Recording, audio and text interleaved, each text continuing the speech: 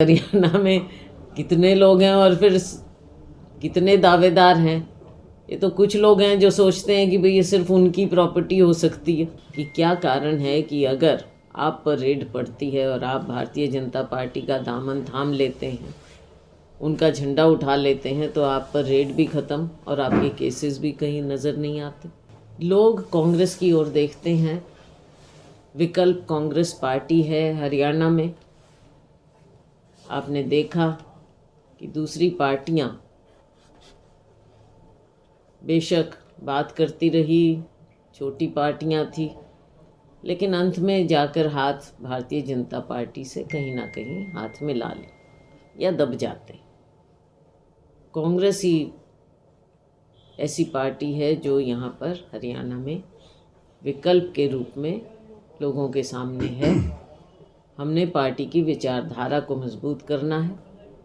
बाकी पार्टी में तरह तरह के लोग भी होते हैं, तरह तरह की आकांक्षाएं या महत्वाकांक्षाएं होती हैं।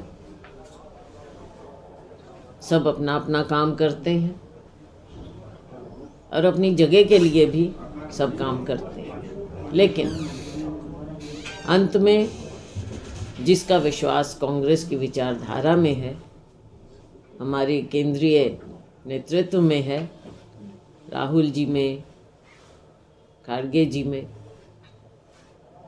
वो कांग्रेस पार्टी को ज़मीन पर मजबूत करें। आने वाले चुनाव में इंडिया गठबंधन का कितना एक असर आप देखते हैं? इंडिया गठबंधन बना है, बातचीत लगातार चलती है, चल रही है, और उसके लिए हमारी कमेटी भी बनी हुई है कांग्रेस पार्टी की। और जैसे जैसे बातें सिरे चढ़ेंगी मीडिया के सामने रखी जाएंगी।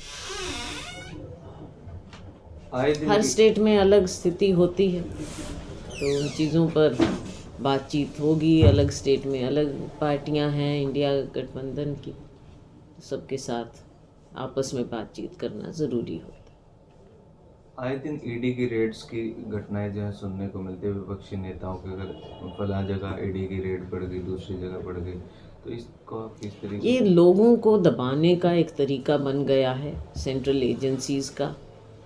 क्या कारण है कि ईडी है, या जिस मुद्दे पर ये कहते हैं कि क्या कारण है कि अगर आप पर रेड पड़ती है और आप भारतीय जनता पार्टी का दामन थाम लेते हैं, उनका झंडा उठा लेते हैं, तो आप पर रेड भी ख़त्म और आपके केसेस भी कहीं नज़र नहीं आते। क्या कारण है? जो इनके साथ जुड़ जाएं तो वो पवित्र हो जाते हैं, सारा करप्शन ख़त्म हो जाता है, सारे मुद्दे ख़त्म हो जाते हैं। तो ये एजेंसीज़ को इन्होंने एक अपना हथियार बना रखा है विपक्ष की आवाज़ को दबाने का, या वो लोग जो लोकतंत्र में विश्वास रखते हैं उनकी आवाज़ को दबाने का। हरियाणा पॉलिटिक्स की बात करते हैं कि हरियाणा में जिस तरह से अभी जो 3 राज्यों के चुनाव के परिणाम आए, तो बीजेपी अग्रेसिव है। आपको लगता है कि दोनों चुनाव साथ करवा सकती है, या इस तरह का कुछ अंदेशा या कुछ इस तरह की बात हो सकती है? देखो, ये कुछ भी करें उस चीज़ से हमें कोई वो नहीं, 3-4 महीने का फ़र्क होता है। साथ करवाना चाहें तो भी कांग्रेस तैयार है, समय पर हो तो भी कांग्रेस तैयार है। तो इसमें तो कोई वो बात नहीं है, कभी 3-4 महीने का ही अंतर है, 4-1 महीने का अंतर है। मैम, हर पार्टी में कोई भी पिता है या माता है अपनी बेटी या अपने पुत्र को बढ़ाने में लगी हुई है, और कांग्रेस में भी एक बहुत बड़े नेता भी प्रोजेक्ट कर रहे हैं अपने बेटे को, तो परिवारवाद के आरोप लगते हैं। तो क्या कहेंगे आप इस प्रकार के, जो सभी पार्टियों में इसी तरह की एक विचारधारा चल रही है कि अब मैं नहीं तो मेरा बेटा आगे? ये तो चल ही रहा है, आप देख ही रहे हो इस चीज़ को। अब क्या, जो रीजनल पार्टीज़ हैं वो तो तकरीबन देखो फैमिली पार्टीज़ ही हैं तकरीबन, आप देख ही रहे हो। और बाकी भी पार्टियों में चल रहा है काम आगे से आगे। जी मैम, पूर्णकालिक बजट सत्र अभी तक घोषित नहीं किया गया, और जिस तरह से 31 मार्च से पहले इनको सत्र लाना चाहिए था, उसकी अधिसूचना पहले जारी होनी, वो ऐसा नहीं किया गया। क्या इन संभावनाओं को देखा जा सकता है कि तुरंत राम मंदिर की इस भव्य आयोजन के बाद तुरंत चुनाव आयोग कुछ घोषणा कर सकता है और चुनाव कुछ समय पहले हो सकते हैं? देखो, चुनाव आयोग तो वही करेगा जो सरकार कहेगी। चुनाव आयोग का भी जो हाल अब कर दिया है आपने देख ही लिया, तो उस चीज़ पर तो ना जाएं। लेकिन जब जिस साल में चुनाव होता है तो इंटरिम ही बजट आता है, पूरा बजट नहीं दिया जाता। जी मैम, मीडिया में कह रहे हैं कि 10 जनवरी को जो इन हाउस मीटिंग होने जा रही है कांग्रेस की प्रदेश की, दीपक बावरिया उसकी अध्यक्षता करेंगे। वो कह रहे हैं कि एसआर के गुट से शायद ही आए कोई नेता, उनमें संशय बना हुआ है। निमंत्रण आपको भी आया होगा, आपकी क्या प्रतिक्रिया है? नहीं, निमंत्रण की बात नहीं होती इसमें। उनसे बात हुई थी, दीपक बावरिया जी का फ़ोन आया था मुझे 10 तारीख की मीटिंग का। लेकिन 10 तारीख को हमने उत्तराखंड के नेताओं को दिल्ली में पहले से ही बुला रखा है, तो वो हमारी मीटिंग है। 11 को और मीटिंग है दिल्ली में, ट्रेनिंग प्रोग्राम्स हैं और हैं। तो उस संदर्भ में 10 तारीख को उत्तराखंड के नेताओं से मेरी बातचीत वहाँ पर दिल्ली में मीटिंग। अभी कुछ ही दिन पहले एक बहुत बड़ा वाहन गुजर रहा था जो पूरे प्रदेश में गुजरा है, वो कि शैलजा मुख्यमंत्री पद की केवल दावेदार ही नहीं हकदार है। क्या कहेंगे उस पर, आपकी क्या प्रतिक्रिया है?